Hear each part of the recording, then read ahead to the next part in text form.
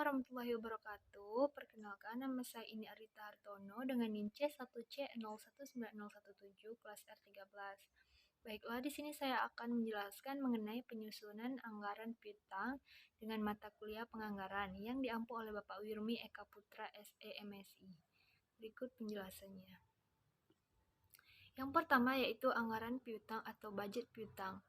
Dimaksudkan dengan budget piutang atau receivable budget ialah budget yang merencanakan secara sistematis dan lebih terperinci tentang jumlah piutang beserta perubahannya dari waktu ke waktu atau bulan ke bulan selama periode tertentu yang akan datang.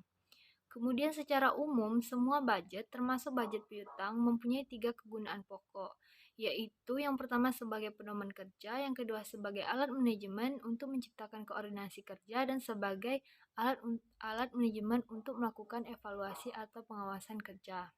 Nah, seringkali kegunaan semacam ini disebut juga sebagai kegunaan manajerial karena berkaitan erat dengan fungsi manajemen.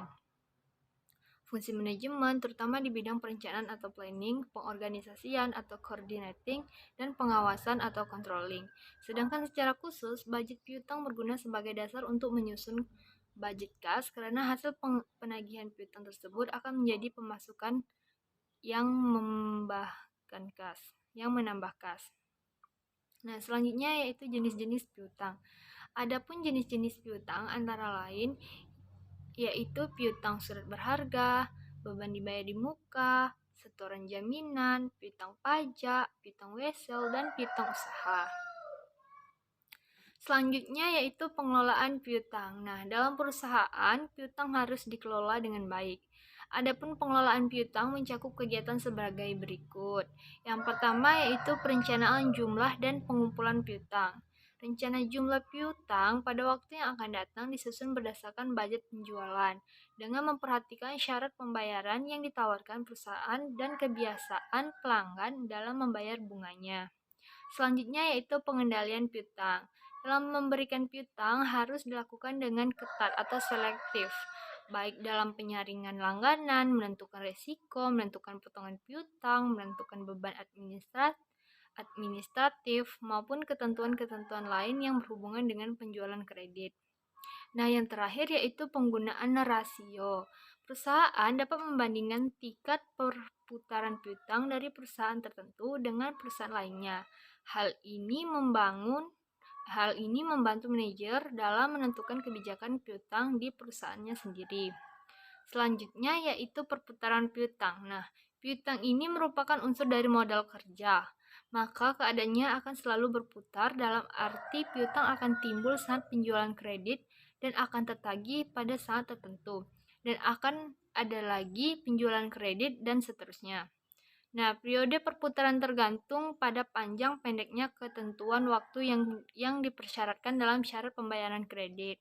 Maka semakin lama waktu pengembalian piutang, maka semakin lama pula modal kerja tersebut berputar dalam satu periode. Oleh karena itu, semakin cepat perputaran piutang, maka semakin baik kondisi keuangan perusahaan tersebut. Selanjutnya yaitu manfaat dari penyusunan anggaran piutang ini sendiri. Yang pertama yaitu merupakan upaya meningkatkan omset penjualan sehingga dapat meningkatkan keuntungan. Yang kedua yaitu pada jenis usaha tertentu, kredit jangka panjang dapat menambahkan keuntungan tertentu bagi perusahaan. Kemudian dapat diperkirakannya posisi piutang pada berbagai waktu. Selanjutnya dapat diketahui jumlah piutang yang sudah waktunya untuk tertagih. Kemudian dapat diperkirakan arus kas yang berasal dari penjualan kredit. Dan yang terakhir manfaatnya yaitu dapat mempererat hubungan perusahaan dengan relasinya. Faktor yang mempengaruhi anggaran piutang. Yang pertama, besar volume barang yang dijual secara kredit. Nah, volume barang yang dijual secara kredit lebih kecil daripada tunai dapat memperkecil anggaran dalam piutang usaha. Selanjutnya yaitu standar kredit. Semakin longgar standar kredit yang diberikan, maka semakin besar piutang yang tertanam dan resiko kerugian piutang. Analisis 5C dan 3S diabaikan. Sebaliknya, semakin kerat dan ekstrim standar kredit yang diberikan, maka semakin kecil pula piutang yang tertanam dan kerugiannya, dikarenakan pihak debitur seleksi secara ketat. Kemudian yang ketiga yaitu jangka waktu kredit. Nah, jangka waktu kredit mempengaruhi besar kecilnya piutang usaha yang tertanam. Semakin panjang jangka waktu kredit, maka semakin besar piutang usaha yang tertanam, dan sebaliknya. Kemudian yang keempat yaitu pemberian potongan. Pemberian potongan harga yang besar akan memperkecil piutang usaha yang tertanam, dan sebaliknya, pembelian tunai dengan pemberian potongan harga yang kecil akan memperbesar piutang usaha yang tertanam. Selanjutnya yaitu pembatasan kredit. Nah, pembatasan kredit ini dalam arti kuantitatif yaitu berkenaan dengan batas atau jumlah kredit maksimal yang akan diberikan. Nah, semakin tinggi batasan atau plafon kredit, maka semakin besar piutang usaha yang tertanam. Begitu juga sebaliknya.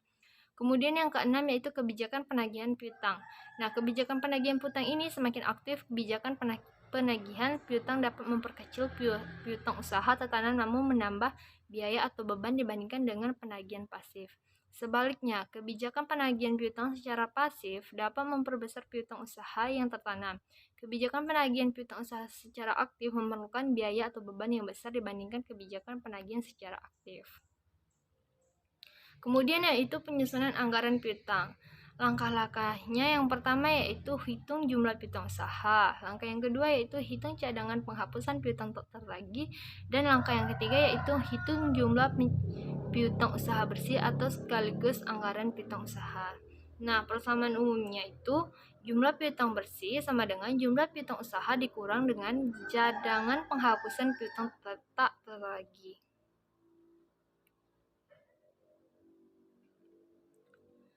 Sekian, terima kasih. Itulah penjelasan dari saya. Apabila ada kesalahan, saya mohon maaf. Saya akhiri. Wassalamualaikum warahmatullahi wabarakatuh.